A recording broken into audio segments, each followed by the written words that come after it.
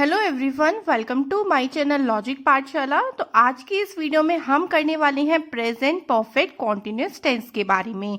Last videos में हमने present indefinite, present continuous और प्रेजेंट परफेक्ट के बारे में पढ़ लिया। अगर आपने वो वीडियो नहीं देखी हो तो आप डिस्क्रिप्शन बॉक्स में जाएं, वहां से आप सभी वीडियोस को देख सकते हैं।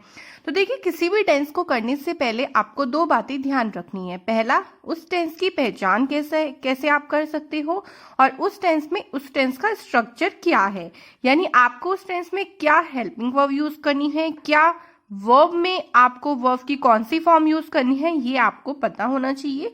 अगर आपको ये पता है तो कोई भी टेंस करने में आपको कभी भी कोई दिक्कत नहीं होगी। यहाँ पे मेरी कोशिश यही है कि आपको बिल्कुल मैं बेसिक लेवल से पढ़ाऊं।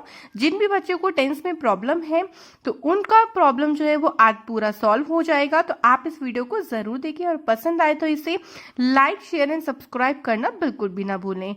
तो देखिए, प्रेजेंट परफेक्ट कॉन्टिन्यूअस टेंस की सबसे पहले जान लेते हैं कि पहचान क्या होती है। इस टेंस की पहचान होती है कि क्रिया के साथ रहा है, रही है, रहे हैं ये शब्द लगकर आते हैं। अब आप कंफ्यूजमेंट यहाँ तो आनी ही है, क्योंकि ये रहा है, रही है, रहे हैं तो कॉन्टिन्यूअस टेंस में भी आता है। लेकिन दोनों में अंतर सिर्फ ये है कि यहाँ पे साथ ही समय के साथ का जिक्र होता है। टाइम, यानी यहाँ पे किसका जिक्र होता है, टाइम का भी जिक्र होता है। उसके साथ आपको रहा है, रही है और रहे हैं मिलेगा। तो ये दोनों में डिफरेंस है कि भाई टाइम के साथ अगर आपके ये वर्ड आ रहे हैं तो आप समझिए परफेक्ट कॉन्टिन्यूअस टेंस है।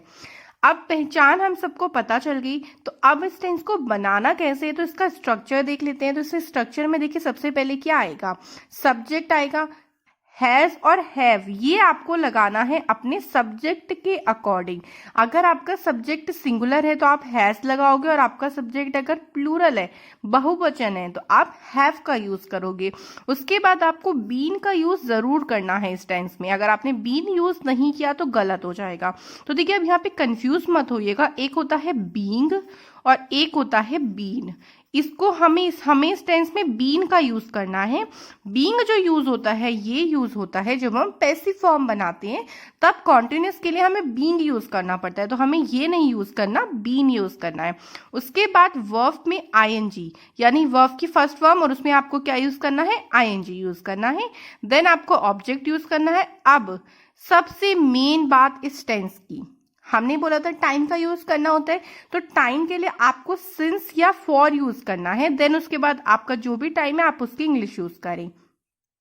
यहाँ पे एक नई चीज आपने सीखी है, सिंस, फॉर, ये क्या है। तो देखिए, यहाँ बिल्कुल भी कंफ्यूज होने की बिल्कुल जरूरत नहीं, क्योंकि मैं आपको पूरा क्लियर करूंगी कि सिंस कैसे यूज करना है और फॉर कैसे यूज करना है, ताकि कभी कोई प्रॉब्लम क्रिएट ना हो। तो देखिए, सिंस और फॉर को किस तरीके से यूज करना है। सिंस यूज होगा आपका निश्चित समय के लिए। निश्चित समय का मतलब है, जैसे मैंने बोल दिया मॉर्निंग, तो मॉर्निंग तो निश्चित है ना। क्या मॉर्निंग बदल जाएगी, क्या सुबह शाम बन जाएगा, शाम सुबह बन जाएगा, नहीं बनेगा ना। अगर मैंने आपसे बोल दिया 1946, तो 1946 तो फिक्स है, एक पूरा परफेक्ट फिक्स टाइम है कि आप 1946 में पैदा हुए थे, तो फिक्स है।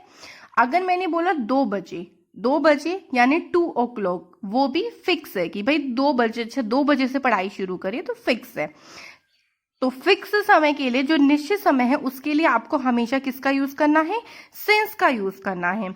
लेकिन अगर आपका समय अनिश्चित है या फिर समय की अवधि आपको दे रखी है, जैसे मैंने बोला 2 hour, 2 घंटे, तो कौन से 2 घंटे भाई, मॉर्निंग के 2 घंटे हैं, इवनिंग के 2 घंटे हैं, नाइट के 2 घंटे हैं, तो क्लियर नहीं है ना कोई समय कि कौन सा समय है। तो 2 hours बोल दिया सीधे, या मैंने बोल दिया 2 days, कौन से 2 दिन, कौन से 2 दिन की बात हो रही है, तो यहाँ पे भी फिक्स नहीं है। तो किसी फिक्स टाइम के लिए सिंस का यूज करिए, और अगर आपका टाइम फिक्स नहीं है यानी अनिश्चित समय है, तो उसके लिए हमेशा फॉर यूज करना है, और निश्चित समय के लिए सिंस यूज करना है। तो दोनों में बिल्कुल कंफ्यूज नहीं होना। अगर आपको कोई भी मुझसे कंफ्यूजन लगे ना इस वीडियो से रिलेटेड, तो आप कमेंट बॉक्स में मुझे बताएं, मैं आपका कंफ्यूजन पूरा ही दूर करूंगी, ताकि आपको टेंसेस में कभी कोई प्रॉब्लम बिल्कुल भी ना हो। अब अगर आपका सेंटेंस नेगेटिव हो तो देखिए बहुत आसान है, अगर आपको स्ट्रक्चर पता चल गया तो आप सारी चीजें कर लो। लोगे, क्योंकि नेगेटिव सेंटेंस में सिर्फ आपको यहाँ नॉट का यूज करना है। सब्जेक्ट उसके बाद हैज और हैव वो आप अपने वर्ब के अकॉर्डिंग सब्जेक्ट के अकॉर्डिंग लगाना, एंड उसके बाद नॉट का यूज करना है, बीन का यूज बाद में करना है। ये ध्यान रखना है, ऐसा नहीं कि आप हैज के बाद पहले बीन लगा दोगे, नॉट बाद में लगाओगे तो गलत हो जाएगा। उसके बाद पूरा देखिए स्ट्रक्चर बिल्कुल सेम वही है। वर्ब में ING plus object plus since या फॉर, जो भी आपका टाइम होगा उसके अकॉर्डिंग आप लगा दोगे। अब इंट्रोगेटिव की अगर बात करें तो इंट्रोगेटिव में भी हमारे पास दो टाइप के इंट्रोगेटिव होते हैं। पहला टाइप होता है जो आपके सेंटेंस क्या से शुरू होते हैं, और एक टाइप होता है जो प्रश्नवाचक शब्दों से शुरू होते हैं। प्रश्नवाचक शब्द का मतलब जैसे अगर आपके सेंटेंस के बीच में ऐसे शब्द मिल जाए, क्या, क्यों, कैसे, कौन, कहाँ, तो ये सारे के सारे जो शब्द हैं ये प्रश्नवाचक शब्द कहलाते हैं। सेंटेंस के बीच में अगर आए तो आपको कैसे बनाना है।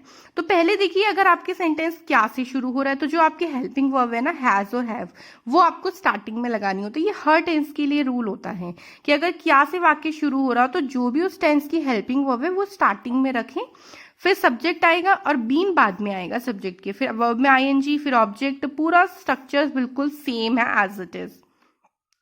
लेकिन अगर प्रश्नवाचक शब्द बीच में आ गया तो कुछ नहीं करना, स्ट्रक्चर बिल्कुल यही रहेगा। बस आपको क्या करना है, क्वेश्चन वर्ड की इंग्लिश उससे पहले लगा देनी, यानी हैज और हैव से पहले क्या आ जाएगा, क्वेश्चन वर्ड की इंग्लिश आ जाएगी। जो भी, जैसे मान लीजिए कौन है तो कौन के लिए हु स्टार्टिंग में आएगा, उसके बाद हैज या हैव में से आपका जो भी लगना है वो लग जाएगा, फिर सब्जेक्ट, फिर बीन, फिर वर्ब में ING, then object in since या फॉर, और अकॉर्डिंग टू योर टाइम आप सिंस या फॉर का यूज कर सकते हो। तो बहुत सिंपल है करना, बस आपको क्या करना पड़ेगा, लेकिन उसके लिए आपको एक बार स्ट्रक्चर जरूर ध्यान रखना पड़ेगा। अगर आपको ये नहीं पता, मान लीजिए कि परफेक्ट कॉन्टिन्यूअस में हैज हैव के साथ बीन यूज किया जाता है तो गलत हो जाएगा ना सेंटेंस आपका। तो प्लीज इस चीज पे थोड़ा सा फोकस करें। मैं बार बार आपको यही चीज कह रही हूँ कि एक बार स्ट्रक्चर को अच्छे से ध्यान रखें और फिर उसके बाद क्या करें, टेंसेस की प्रैक्टिस करें। जैसे आप आज प्रेजेंट परफेक्ट कॉन्टिन्यूअस टेंस पढ़ रहे हो, पहले आपने पढ़ लिया उसके बारे में, उसके बाद आप क्या करो, सेंटेंस की प्रैक्टिस खुद से करो जितनी आप कर सकते हो। तो उससे क्या होगा, आपको रटना नहीं पड़ेगा, खुद ही वो आपके माइंड में फिक्स हो जाएगा कि अच्छा इस टेंस में मुझे यही यूज करना है। आप देख लेते हैं एग्जाम्पल्स, तो थोड़ी सी प्रैक्टिस हम भी कर लेते हैं भाई एग्जाम्पल्स की। तो देखिए फर्स्ट हमारे पास एग्जाम्पल क्या है, वह 1947 से यहाँ रह रहा है, तो रहा है आपको लास्ट में मिल गया, और ऊपर से यहाँ पे टाइम भी दिया गया है। तो आप समझ गए कि कौन सा टेंस है, परफेक्ट कॉन्टिन्यूअस टेंस है। तो अब मैं इसका बनाते तो वह के लिए यहाँ पे ही आएगा, क्योंकि यहाँ पे लड़के की बात हो रही है। अगर यहाँ रही है आता तो शी यूज कर दे। ही सिंगुलर होता है तो सिंगुलर के साथ हमें हैज लगाना होता है, और बीन इस टेंस में लगता है, ही हैज बीन। अब रह रहा है, रहने के लिए क्या यूज करते हैं, लिव, तो उसमें आईएनजी यूज कर देंगे तो क्या हो जाएगा, लिविंग। यहां के लिए लगा देंगे हेयर, एंड लास्ट में टाइम लगाना, आपको टाइम सबसे लास्ट में लगाना है। 1947 आपका एक फिक्स टाइम है, ऐसा तो है नहीं कि आपको 1947 पता नहीं कि कब आता है, फिक्स है ना। तो फिक्स है तो क्या यूज करेंगे, सिंस यूज करेंगे, और उसके बाद अपना टाइम यूज कर देंगे, सिंस 1947। तो इस तरीके से आप अपने सेंटेंस को इजीली बना सकते हो बहुत आराम से, बस किसके साथ, एक स्ट्रक्चर के साथ। नेक्स्ट देखिए, वह 1 घंटे से चल रहा है, तो देखिए रहा है और टाइम दे रखा है 1 घंटे से। वह की इंग्लिश क्या होगी, ही होगी। ही के साथ हमें यहाँ यूज करना है हैज, और देन उसके बाद क्या आता है, वीन। ठीक है, अगर मान लीजिए वह की जगह यहाँ पे हम यूज करते तो हम क्या लगा देते, वी लगा देते, और उसके साथ हैव लगा देते, तो कोई प्रॉब्लम नहीं है। आपको अपने सब्जेक्ट के अकॉर्डिंग हैज या हैव को चूज करना है। उसके बाद चल रहा है, चलने को क्या बोलते हैं, वॉक। देखिए इंग्लिश आपको पता होगी ना वर्ड्स की, तभी बना पाओगे। थोड़ी सी इंग्लिश पढ़ने की कोशिश करें, बिल्कुल मुश्किल नहीं है। ओके, ट्रांसलेशन भी इजी हो जाएगी अगर आप उसकी प्रैक्टिस करोगे तो। ही हैज बीन वॉकिंग, अब हमें टाइम यूज करना है। तो अब 1 घंटे से चल रहा है, आपको नहीं पता ना सुबह के 1 घंटे से चल रहा है, शाम के 1 घंटे से चल रहा है, तो यहाँ पे हमें यार फिक्स टाइम नहीं है कोई भी, तो हम फॉर लगाएंगे, और 1 घंटे के लिए क्या लग जाएगा, फॉर 1 आवर। तो he has been walking for 1 hour. तो ये इस सेंटेंस का क्या हो जाएगी, बहुत इजी ट्रांसलेशन हो जाएगी। और कुछ सेंटेंस की ट्रांसलेशन देखते हैं हम। देखिए हमारे पास अगला जो सेंटेंस है वो क्या है, वह 4 दिन से बगीचे में फुटबॉल खेल रहा है। तो यहाँ पे आपको रहा है और टाइम दोनों चीज दिख गई। अब इसके बाद हम क्या लगा देंगे, ही लगाएंगे। उसके बाद हैज और बीन लग जाएगा, अकॉर्डिंग आपके सब्जेक्ट के अकॉर्डिंग हमने क्या लगा दिया, हैज लगा दिया। उसके बाद हमें वर्ब लगानी है। तो वर्ब हमारे पास यहाँ पे क्या है, खेलना। तो खेलने की क्या होती है, प्ले होती है। तो प्ले में आईएनजी लगा देंगे तो क्या हो जाएगा, प्लेइंग हो जाएगा। कहाँ खेल रहा है, बगीचे में खेला है, तो playing in the garden, playing in the garden. Sorry, football भी आएगा तो यहाँ पे हम फुटबॉल लगा देते हैं, playing football in the garden. अब 4 दिन से खेल रहा है, तो क्या आपको निश्चित समय पता है कि 4 दिन कौन से 4 दिन है? पिछले हफ्ते के 4 दिन भी हो सकते हैं, पिछले महीने के 4 दिन भी हो सकते हैं, और लास्ट 4 दिन भी हो सकते हैं। तो फिक्स नहीं है। तो अगर फिक्स नहीं है तो हमें क्या लगाना होता है, फॉर लगाना होता है। और उसके बाद 4 को क्या कहेंगे, फॉर, और ये हो जाएगा डेज। 4 दिन के लिए हमने क्या लगा दिया, 4 डेज लगा दिया। तो सेंटेंस हमारा बन गया, he has been playing football in the garden for 4 days. देखिए ये 4 अलग है, ये टाइम के लिए लगा है, और ये वाला 4 4 की इंग्लिश है। तो कंफ्यूज उसमें दोनों में भी नहीं होइएगा।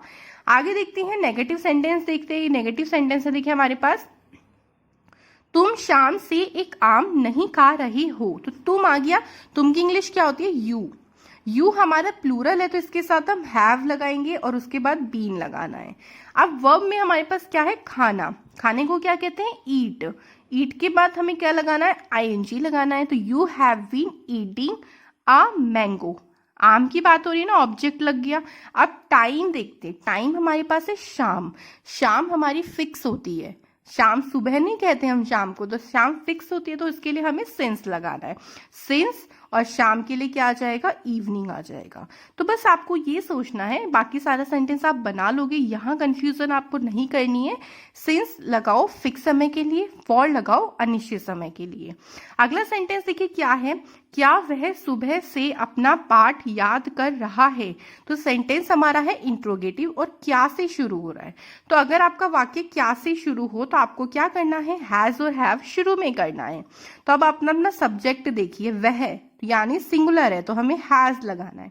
उसके बाद वह को क्या कहेंगे, ही, और उसके बाद बीन। आपको ऐसा नहीं करना कि हैज के तुरंत बाद बीन लगा दो, ये ध्यान रखना। हैज ही बीन, याद करने को क्या कहते हैं, लर्न। और लर्न में हमें क्या लगा देना है, आईएनजी लगा देना है। तो हैज ही बीन लर्निंग अपना पार्ट। तो जब वह आता है तो वह की अपने की इंग्लिश होती है हिज, और उसके बाद लेसन। अब बाद में हमसे क्या बोला है, सुबह से। तो सुबह का टाइम होता है हमारा फिक्स, तो सिंस मॉर्निंग। तो सेंटेंस बहुत इजी है, लेकिन आपको खुद क्या करनी, क्वेश्चन मार्क, खुद आपको प्रैक्टिस करनी पड़ेगी सेंटेंसेस की। तो अगर मान लीजिए यहाँ पे कोई प्रश्नवाचक शब्द आ जाता है कि वह सुबह से अपना पाठ क्यों याद कर रहे हैं, तो बस आपको क्या करना पड़ता है, क्यों की इंग्लिश जो वाई होती है वो स्टार्टिंग में लगा देनी होती है, बाकी सेंटेंस पूरा ऐसे बन जाता है प्रश्नवाचक। तो सेंटेंस में आपको कुछ नहीं करना, सिर्फ आपको ध्यान रखना है स्ट्रक्चर और उस सेंटेंस की पहचान। तो प्रेजेंट के सारे हमारे टेंस खत्म हो चुके हैं। अब जो आपको नेक्स्ट वीडियो मिलेगी वो प्रेजेंट के सेंटेंसेस की एक एक्सरसाइज मिलेगी, ताकि आप सभी उस एक्सरसाइज को सॉल्व करें और आपने जितना भी पढ़ा है उस सब का रिविजन हो सके। तो मिलते हैं नेक्स्ट एक्सरसाइज में। वीडियो पूरी देखें, अच्छी लगे तो लाइक शेयर एंड सब्सक्राइब जरूर करें। Thank you and all the best for your success.